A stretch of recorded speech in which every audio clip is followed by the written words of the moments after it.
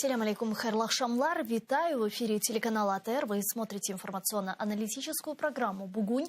В студии для вас работаю я, Гульсум Халилова. И следующие 35 минут в этой студии с гостем мы обсудим основные новости и события, которые появились в украинской информационной повестке дня и которые касаются территориальной целостности Украины. Я напомню, что мы работаем в прямом эфире. На экраны ваших телевизоров режиссеры периодически выводят номер телефона. Вы можете звонить к нам абсолютно бесплатно по Вайберу +3 8067 63 46 130, а также можете присоединяться по скайпу. atr.tv – это наш адрес. Звоните, задавайте ваши вопросы. Нам важен ваш голос. Не забывайте подписываться на наш YouTube-канал. Там вещаем как в онлайн-режиме, так и выкладываем самые интересные фрагменты из наших эфиров.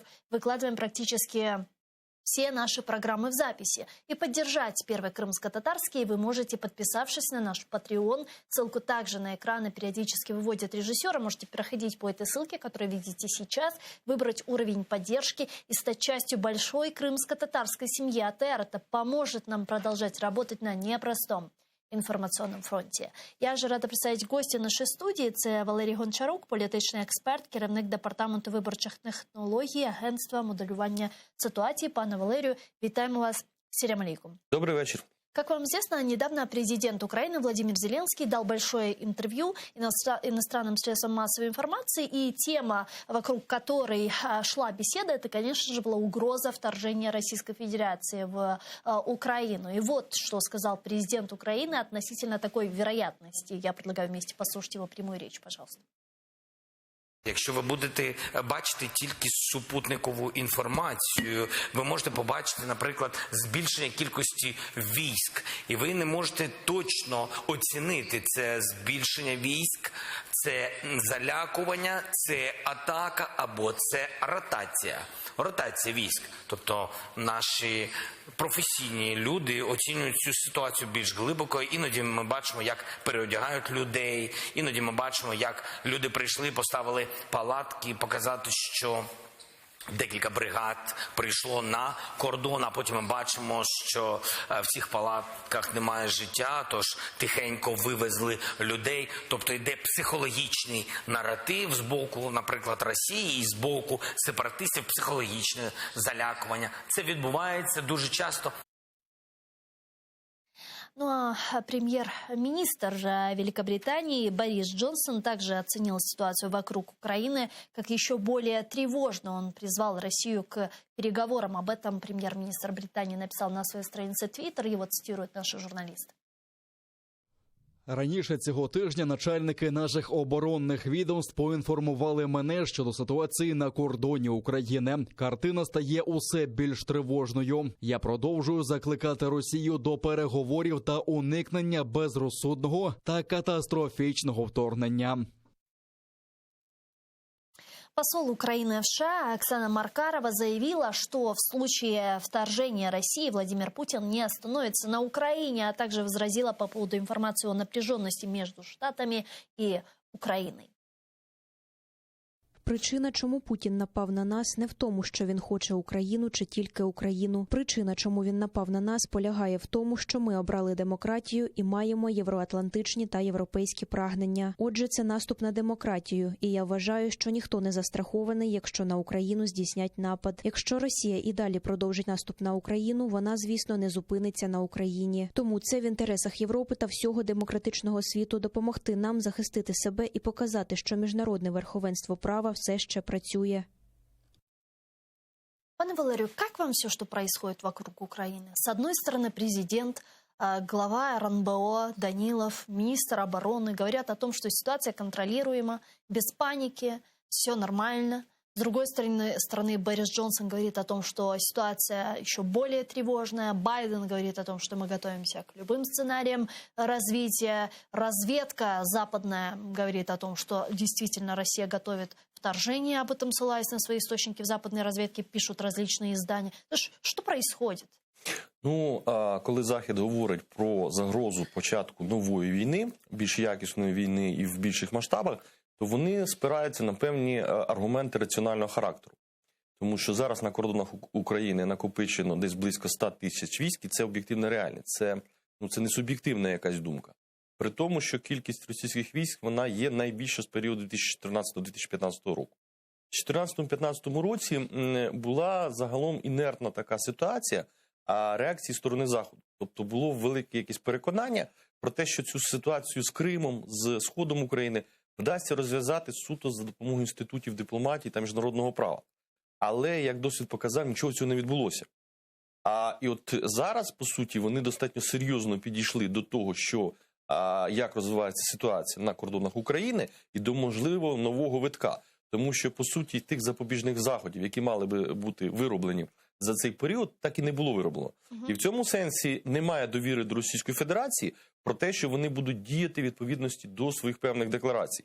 Ескалація нарощується, чим фактично це все закінчиться, наразі ніхто не може остаточно передбачити. Тогда почему у нас такая уверенность относительно того, что Россия не готовит вторжение? У нас немає ніякої впевненості, так? І з одного боку є різні оцінки ситуації, яка є в сьогоднішній день на Сході. З одного боку, президент України говорить про те, що не повинно бути ніякої паніки. З іншого боку, він в інтерв'ю CNN, здається, да, він там розказує про те, що наступним містом, яке може постраждати, це місто Харків. Вашингтон Пост. І Вашингтон Пост, да? І я от не переконаний, що мають думати після таких заяв самі жителі Харкова. Тому що ніякої надії це не вселяє. І зокрема, зрештою, якби були достатньо чіткі і зрозумілі кроки зі сторони української влади, то, напевно, взагалі би не варто було б піднімати питання про паніку. Ну а с чем вы тогда связываете такой дисконнект, такие противоречия даже в заявлениях самого президента, когда он, с одной стороны, говорит о том, что не стоит бежать за спичками и гречкой, а с другой стороны, говорит о том, что есть вероятность оккупации Харькова. И это же не только противоречия в самих заявлениях президента, есть противоречия и в позиции Украины, и в позиции наших западных партнеров. Вот чем связан такой диссинхрон? Я думаю, що тут діюча влада в Україні, вона намагається фактично зберігати певний маневр діяльності, маневр можливостей для того, щоб з одного боку вести переговори, конструктивні переговори з нашими західними партнерами, а з іншого боку залишати ймовірність того, що можуть бути нові, більш серйозні, більш суттєві переговори з самою Російською Федерацією.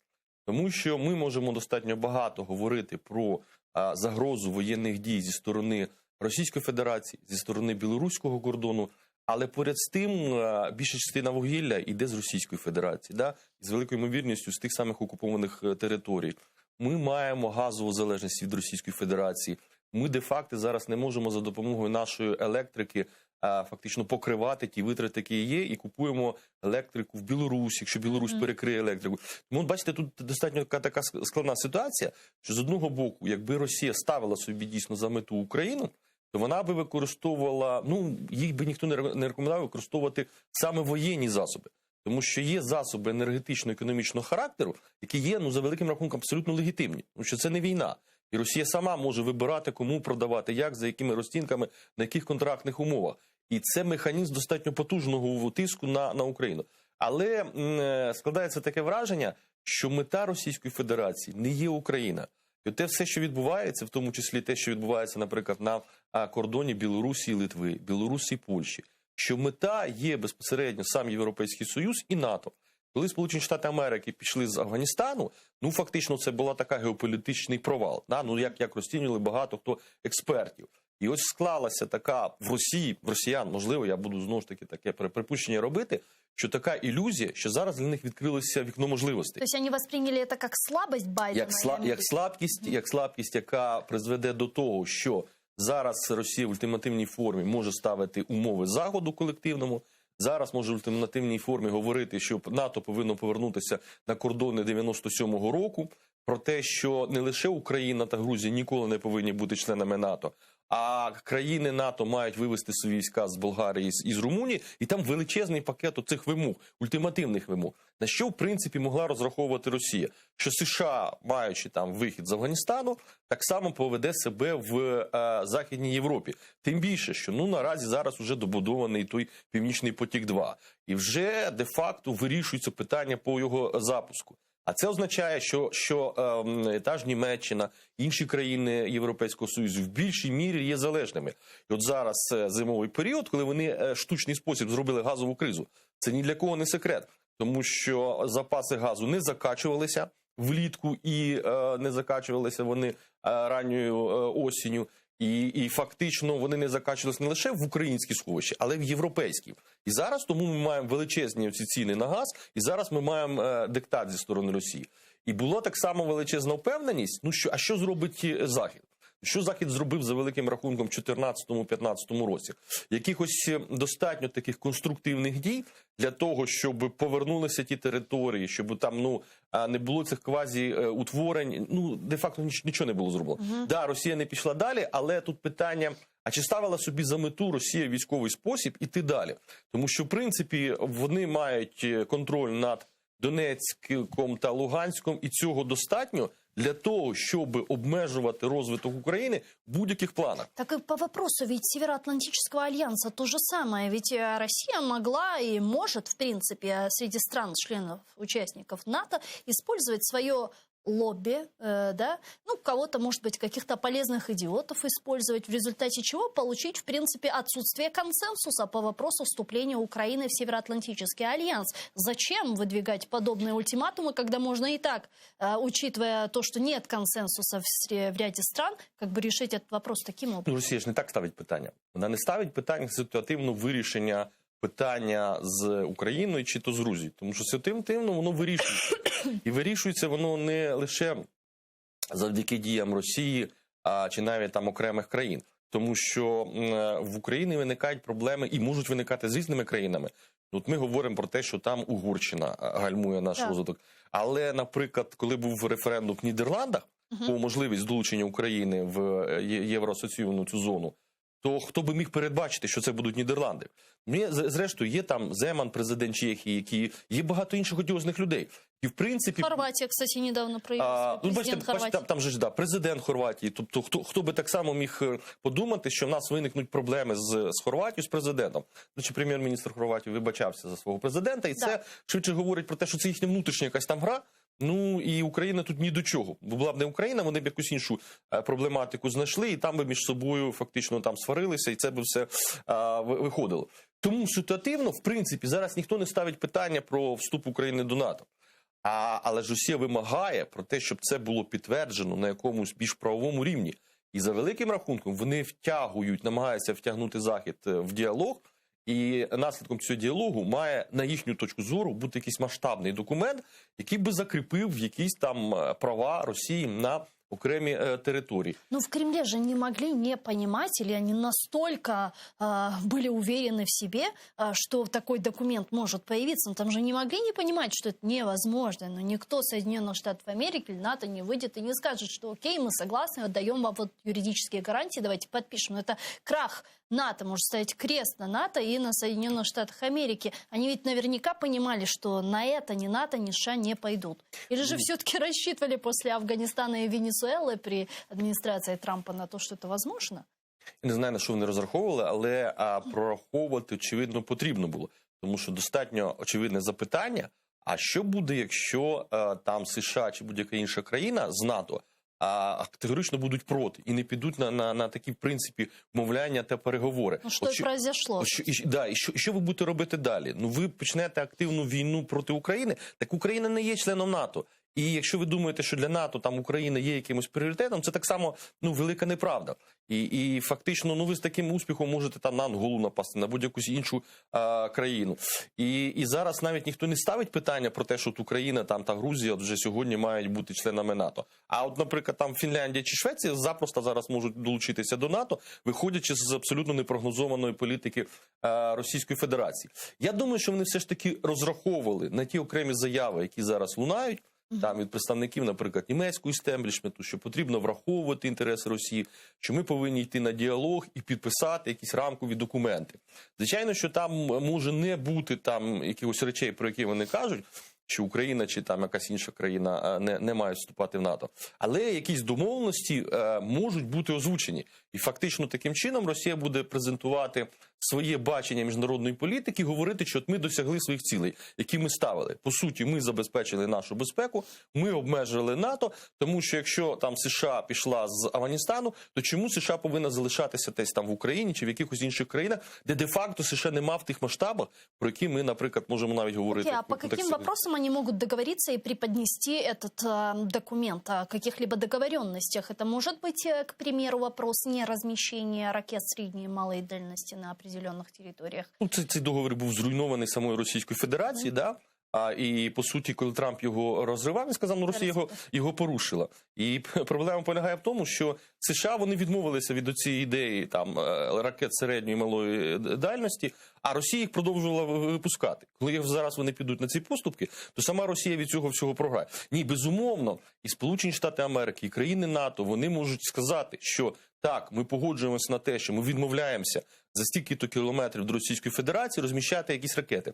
Але ж це ж не буде домовленість одностороннього характеру. Тому що якщо США скаже, ми домовляємося, що ми їх не будемо розміщувати, значить ви, Росія, так само їх не повинні розміщувати. А не може таке бути, що війська Російської Федерації сконцентровані на кордонах України, а при тому, що всі там війська Західної Європи десь повинні відійти і зникнути, і армія саморозпуститися. Ну или вовсе, если речь идет о не вступлении Украины в Североатлантический альянс, то Россия как минимум должна оставить оккупированные территории Донбасс и Крым. Да, тому що всі ці ультимативні вимоги Російської Федерації, вони ж не передбачають гарантій для самої України. Ну от гаразд, десь там навіть Україна відмовляється від будь-яких прагнень до євроінтеграції, до НАТО. До чого це призведе в нашому контексті, українському контексті? Ну дійсно, ви повернете Крим, ви виведете там ті війська з Донецька чи Луганська. Чи взагалі ви будете гарантувати того, що ви не будете далі просуватися? Так таких же гарантій немає. Ви не можете припинити вогонь, який зараз там відбувається, і фактично щодня гинуть люди на кордоні з окупованими тими територіями. І хто ж буде вам довіряти, що буде далі? І тут, звичайно, що ситуація в якому напрямі розвивається. А Російська Федерація, вона ж не розмовляє з урядом України чи Грузії про те, що ми з вами хочемо укласти якісь такі домовленості, щоб ви не вступали в НАТО. З нами взагалі ніхто не розмовляє. А перемовини ведуться саме з країнами НАТО. І навіть не з усім НАТО як таким колективним, а з Сполученими Штатами Америки. Тому Росії, безумовно, для них є важливо в геополітичному плані показати, що вона як країна рівнозначна, що немає там однополюсного світу, що є якась коаліція навколо Російської Федерації, і що це отака виклик для Штатів. Але коли вони говорять про те, що от ми там десь розмістимо наші ракети в Венесуелі, в Кубі, в Нікарагуа, ну воно настільки просто несерйозно це все виглядає, що далі чи варто взагалі розмовляти. Безумовно, небезпека від Російської Федерації, вона існує, вона ніде не дівалася. Але існує в якому контексті? В тому, що ні про що ж з нею домовитися неможливо. Що зараз можна піти на будь-які умови, і завтра ж Російська Федерація ті самі умови там порушить. І коли ми говоримо, що да, США чи будь-хто піде на зустріч Росії і внесуть якісь положення, документ перепишуть, що не буде розширятися НАТО, чи зникнуть тоді проблеми з Російською Федерацією? Та не зникнуть, тому що вони як мали претензії там до країн Балтики, вони як проводили якісь там гібридні війни проти Польщі, що вони роблять зараз через цю міграційну кризу, як унебезпечували своїх там країн, які межують з Російською Федерацією, Грузія, Молдова, Україна, вони ж в всіх цих країнах займають однакову політику, не змінюються. І немає якоїсь там політики добросусідства чи лояльності.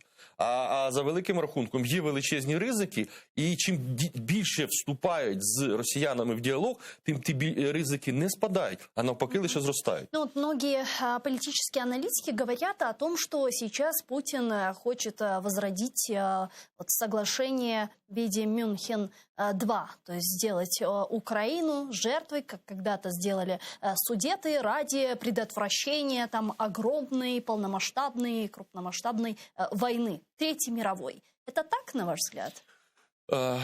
Бачите, як історія вчить, тому що вона нічому не вчить. Тому що коли ми говоримо про Мюнхенську змову, Муссоліні, Гітлера, Великобританії і Франції, то це був 1938 рік. І через рік була що? Початок Другої світової війни. Да. Тобто це той показник, що фактично ця Мюнхенська змова, вона нічим гарним не закінчилася в цілому для Європи. А коли дали агресору цю невеличку Судетську область і пішли йому назустріч, то на цьому він не зупинився. Він пішов собі далі. І те саме може бути величезна небезпека дій по відношенню до Путіна. Тому що коли йому зараз підуть на зустріч ще по якимось питанням, то це його ж агресивність не зменшить. Навпаки, більше збільшить апетит, і він зрозуміє, побачить, що можна нахрапом тиснути на Європу і досягати своїх цілей. І я думаю, що була величезний розрахунок того, що ми повторимо там 14-15 рік, коли всі сором'язливо закриють очі і скажуть, ну, це там внутрішні проблеми якісь України і Росії, нехай собі вирішують. Але на цей раз реакція була абсолютно інша.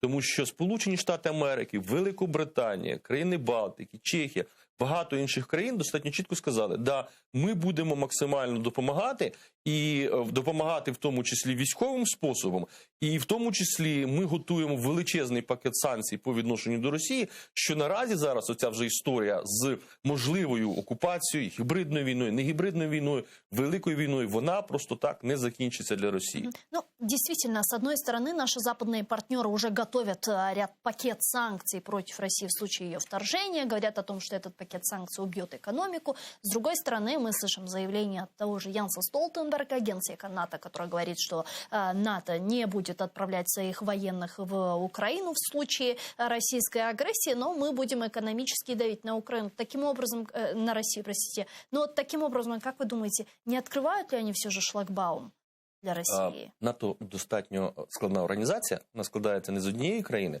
а з 30 країн, наскільки я пам'ятаю, так? І там питання в чому? Що вони рішення ухвалюють консенсусом, да, щоб всі були згодні. Тому якщо ми хочемо розраховувати на те, що НАТО займає якусь достатньо чітку, однозначну позицію по тим чи іншим питанням, то цього не буде. Ми бачимо, що Німеччина блокує постачання зброї в Україну, при тому, що в самій Німеччині є абсолютно різне бачення цієї ситуації. Тому що з одного боку є партія урядових зелених, вони урядова партія, вони говорять про те, що треба поставляти зброю. Є там соціал-демократи, які кажуть, що ні, не потрібно. А що ж ми хочемо, щоб всі ці країни мали якусь єдину позицію? Але про що це в принципі говорить? Що поки є бажання, співпраця, зацікавленість окремих країн НАТО, не лише країн НАТО, ну є там, наприклад, ті країни, які в НАТО не входять, та ж Японія, та ж Австралія, та ж там Південна Корея і багато інших. От якщо є якісь форми можливої співпраці, то їх треба використовувати. Зараз поки є загальне розуміння того, що відбувається навколо України. Тому що ми так само отримуємо зараз шанс збільшити нашу обороноздатність. Ну, ніхто серйозно не говорить про те, що вояки країн НАТО будуть воювати в Україні. Ну, я вам більше того скажу. А давайте собі уявимо ситуацію, що Російська Федерація нападає на будь-яку країну НАТО. Я не переконаний, що всі країни НАТО пошлють туди свої там збройні сили. При тому, що країни НАТО – це Ісландія, ну, де нема збройних сил, ну, де є там якась морська охорона. І це дуже різні країни. Тому є бажання нам допомагати в спосіб військовий технікою, так? Інструкторами. Ми маємо цим максимально користуватися. Тому що, ще раз зазначу, що якби Росія була переконана, що вона абсолютно сюди безкарно зайде і тут буде робити що завгодно, так, поставиться якийсь маріонетковий уряд, я думаю, що вони би це зробили. А коли вони починають рахувати, а скільки там джевелінів, а скільки там стінгерів, а скільки там тої техніки, а що ми об'єктивно можемо втратити, а чи буде робити Україна якийсь спротив? Тому що з одного боку, ну от є там президент в Україні, є міністр оборони, є уряд, на який можна тиснути. Але, і навіть більше того, можливо би цей уряд, можливо цей президент вже підписав би якусь там нову угоду з Російською Федерацією, де там би домовлялися би про газ, про електрику, про що завгодно. В тому числі те, що ми там не помічаємо, що відбувається в Криму чи на сході України. А як в цій ситуації буде реагувати українська армія? От коли українські армії скажуть, ви нічого не робіть, вони будуть нічого не робити. А друге питання, а як в цій ситуації буде реагувати українське суспільство? Ну, тому що прекрасно, ти заходиш, тут тебе зустрічають, а потім там тобі в спину стріляють з якоїсь зброї, і де-факто це призводить до дестабілізації. І немає абсолютно якогось такого, знаєте, загального сприйняття і консенсусу в цьому питанні. Тому для Росії так само дуже багато запитань, відповідей.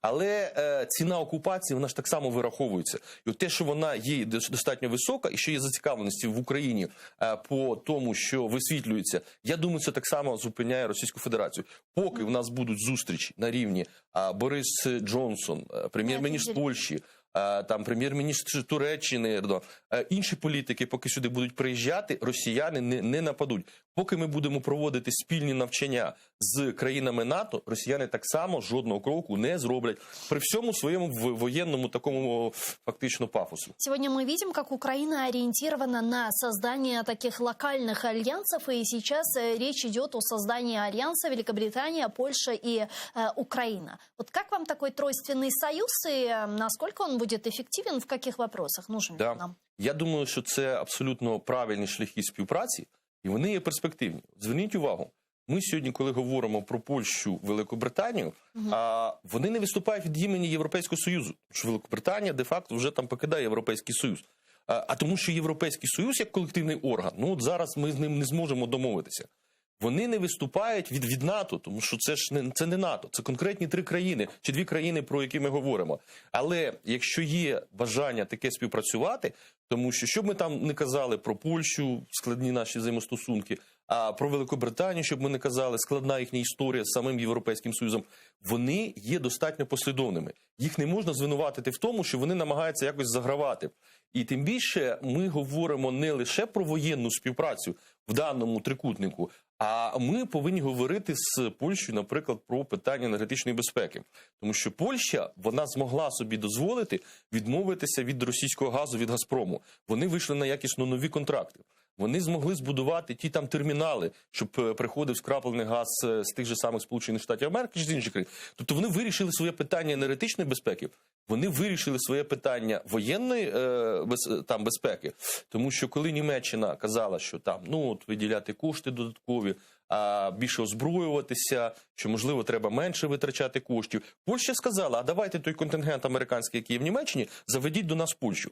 Давайте ту техніку віддайте нам Польщі. І в цьому сенсі, звичайно, що така співпраця, вона необхідна. А головне, там є приблизне розуміння, які виклики, які загрози йдуть від Російської Федерації. Тому що Німеччина практично не межує, там, як не брати там, ці Лінінградські області, якісь морські території, а Польща дуже близько.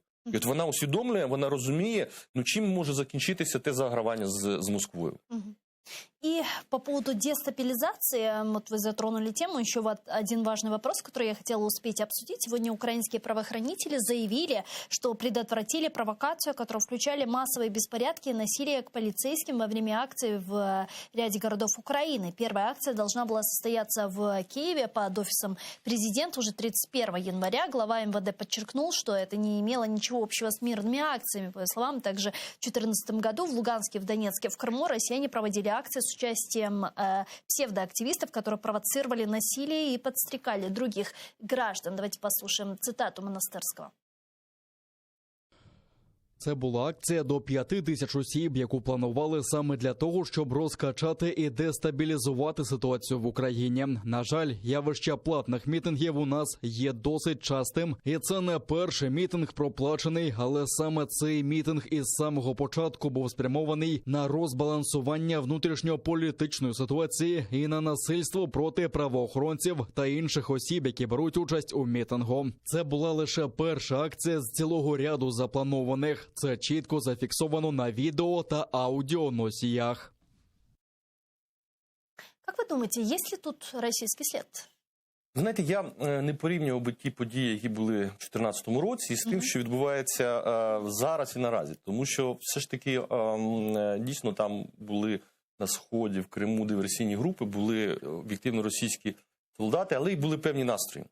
Певні настрої місцевих жителів, якими так само скористалися. Чи виграли від цього там ці місцеві жителі? Я думаю, що нехай би вони самі дали відповідь на це запитання. Просто так прийти до Офісу президента там і спалити шини, і це призведе до якихось масових безпорядків, то цього, звичайно, не буде. Тому що тут повинна бути, знову ж таки, закладатися якась ідея. Це ж не можуть бути протести заради самих протестів. І люди з радістю там підуть на цей протест і будуть це використовувати. Це складається така ілюзія, що достатньо там взяти якусь певну кількість людей і вирішити питання в такий силовий спосіб. Якщо вони не будуть ці протести там підтримувати серед населення, то вони нічим за великим рахунком не закінчаться. Те, що там зараз називають прізвища конкретних якихось людей, які, до речі, були пов'язані з поліцією, то якісь там тітушки, які, очевидно, так само можуть бути пов'язані з поліцією. Кстати, в Британии даже говорили о том, что Россия готовит внутриполитическую дестабилизацию в нашей стране и пытается поставить, значит, своих ставленников в руководство Украины, и даже назвали фамилии людей. О Мураєві йшла річ. Якщо такі речі готуються, якщо президент говорить, що там 1 грудня чи 2 грудня буде державний переворот, що ми там щось а чому тоді не затримуються ці всі лідери цих всіх речей, які фактично асоціюються з цим? Тут більше запитань, ніж відповідей. І коли ми говоримо про дестабілізацію, насправді ми говоримо про те, що може бути дестабілізація викликана ззовні. А чому ми не кажемо, що в нас в самій країні є багато таких джерел для цієї дестабілізації? І що очевидно, що якщо в нас там нормально розвивається економіка, все гаразд з енергетикою, прекрасна соціальна сфера, то ніякі протести, нічого це зсередини зруйнувати буде неможливо. Але ж якщо в нас немає верховенства права, якщо в нас немає незалежної судової системи, якщо в нас ДБР використовується з політичною метою, якщо в нас немає діалогу на рівні основних політичних гравців і сил, і немає бажання, до речі, з президентської сторони якимось чином стимулювати цей діалог, а навпаки відбувається протистояння, то я думаю, це більш велика небезпека того, що відбувається. Дивіться, це ж коли в нас Верховна Рада 38 днів не працювала, а коли президент десь там відпочивав на цей більше місяця, то це ж не росіяни там заборонили працювати в Верховній Раді, да? Зараз вони знову пішли на карантин. Це ж очевидно викликано якимись внутрішніми процесами, які відбуваються. І от в цьому сенсі, звичайно, що Росія залишатиметься там сталою в своїх якійсь політиці, принаймні найближчим часом. Але думати, розраховувати, що вони зараз в штучний спосіб можуть поставити якусь маріонетку, це просто-напросто нереально. Це не володіння українськими реаліями. Чому? Тому що в нас електоральне поле традиційно було десь 50/50. Але коли була окупація Криму, частини сходу України, цей баланс проросійських сил, він був зруйнований. Росіяни самі забрали питому вагу їхнього виборця. А просто-напросто в силовий спосіб за допомогою якоїсь маріонетки тут утримувати владу, це так само буде абсолютно нереальний сценарій. Тому що виникне природне запитання. Ось був Віктор Федорович Янукович. В нього керівник СБУ Якименко був громадянином Російської Федерації. В нього міністр оборони Лебедєв був громадянином Російської Федерації. В нього прокурор Пшонка був його там родичем, кумом, братом, сватом. Захарченко – це була людина близька до сім'ї, він на той час був міністром внутрішніх справ. І от навіть при тому нічого не вдалося. Зараз, коли ми кажемо про можливі такі сценарії, то виникає дуже природне запитання, а хто ж піде за таким якимось маріонетковим урядом? Армія його підтримує. Зараз українська армія. Ні, це нереально, це не підтримує українська армія. А хто його підтримує? Спецслужби якісь українські підтримують. ДБР, ДБР, воно в такому стані, що воно само себе не може підтримати і довести до кінця якісь абсолютно справи очевидного характеру. И по итогу, в таком случае, пане Валерию, чего ждать? Что будет, на ваш взгляд? Вот выдвинули они этот ультиматум к НАТО США, получили щелчок по носу, дали им ответ. Те сказали, окей, мы подготовим свою реакцию, правда, согласуем с китайцами, потом вам расскажем. Вот что теперь ждать от России? Я думаю, вони прагнуть і намагаються втягнути в Європейський Союз та НАТО в той діалог, який вони вважають необхідним. Я думаю, що вони будуть прагнути цей діалог продовжити на будь-яких майданчиках і в будь-яких формах, і показувати те, що вони цілком контролюють ситуацію, і що вони досягли своїх якихось тактичних там чи локальних цілей. Тому що за фактом, за підсумком, Україну ж не прийняли в НАТО, правильно, за цей час, поки вони там ультиматум виписали. Значить, вони мають абсолютно право сказати, що от ми досягли своєї цілі, і Україна і Грузія не в НАТО, і в найближче майбутнє вони в НАТО не будуть. Значить, в принципі, нам пішли на зустріч. Висновки, очевидно, будуть робитися. І робитися вони будуть не лише на рівні там дипломатичних відомств, а в тому числі на рівні якихось економічних інтересів. Тому що якщо зараз Західна Європа достатньо сильно залежна є від російського газу, то я думаю, що там будуть працювати для того, щоб унеможливити такий шантаж і такий тиск найближчим часом.